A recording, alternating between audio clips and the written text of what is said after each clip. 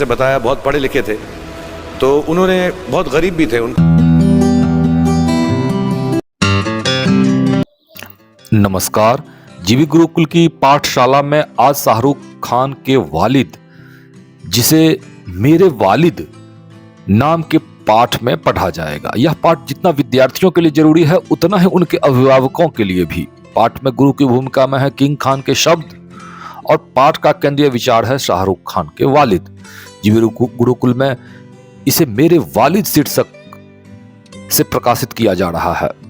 इस पाठ को पढ़ने के लिए 7 मिनट का धैर्य तो होना ही चाहिए। अगर आप 10 सेकंड के रील्स देखने और उसे स्क्रॉल करने के आदी हैं, तो आपका समय पूरा हो चुका है। आप इसे यहीं छोड़कर उन्मादी रील्स में डुबकी लगा सकते हैं। वैसे मेरी हार्दिक अभिलाषा है कि इस पाठ की विवेचना में आपकी सक्रिय सहभागिता शुरू से लेकर अंत तक रहे। चैनल सब्सक्राइब कीजिए, इसका आग्रह भी मैं नहीं करता, पर मेरे वालिद को आप मन से पढ़ें। चलिए पाठ की शुरुआत करते हैं बॉलीवुड के बाजीगर बादशाह और चमकते सितारे शाहरुख खान से। इंग्लैंड के विश्वविद्यालय में एक दीक्षांत समारोह में शाहरुख खान अपने पिताजी की बहुमूल्य सीख से विश्वविद्यालय के छात्र छात्राओं को एक बार रूबरू करवा रहे थे। इसे सुनकर और इसके बारे में जानकर आपका जीवन के प्रति नजरिया ही बदल जाएगा, यह निश्चित है। शाहरुख खान के वालिद यानी मीर ताज मोहम्मद की सीख पर चर्चा करने से पूर्व उनका संक्षिप्त परिचय से रूबरू होना लाजमी है।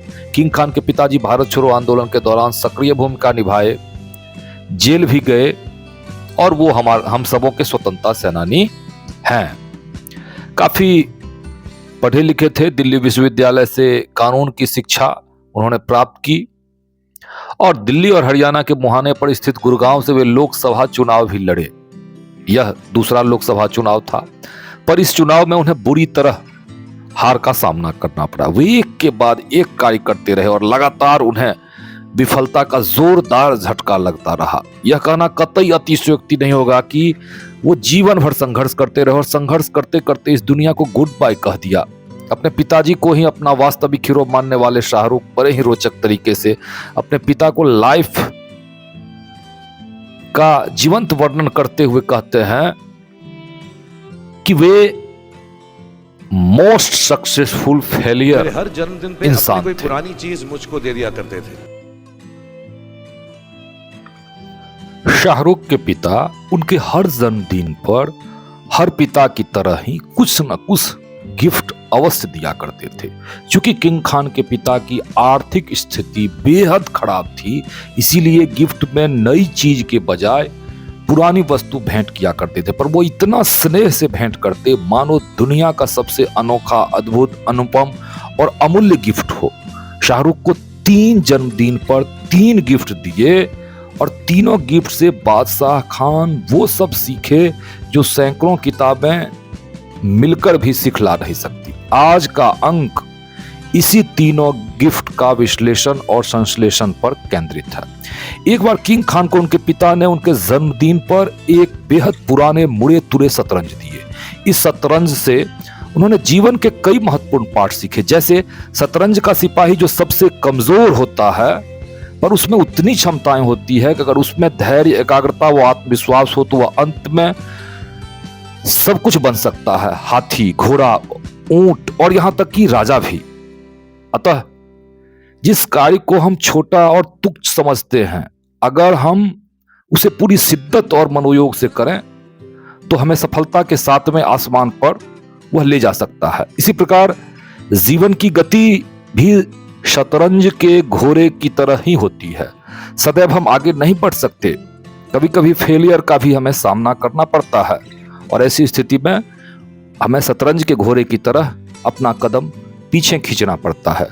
जब हम जीवन के दौर में पीछे की ओर कदम खींचते हैं तो भी हमें हार नहीं मानना चाहिए। और हाँ, कभी कभी हम जिस कार्य को बहुत प्यार से करते हैं पर उस कार्य में हमें भारी नुकसान उठाना पड़ता है, तो भी हमें निराश नहीं होना चाहिए। चाहे जो हो, शतरंज का खेल हमें सिखलाता है कि विपरीत परिस्थितियों का सामना हम एकाग्रता से ही कर सकते हैं। जीवन की संभावनाएं सदैव बरकरार रहती है। एक खेल हारने के बाद दूसरे खेल की शुरुआत करने का मादा हम में होना ही चाहिए।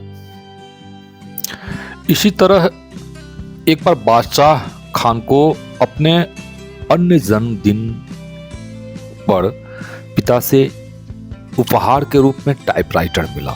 उन दिनों कंप्यूटर और लैपटॉप का प्रचलन आज की तरह नहीं था।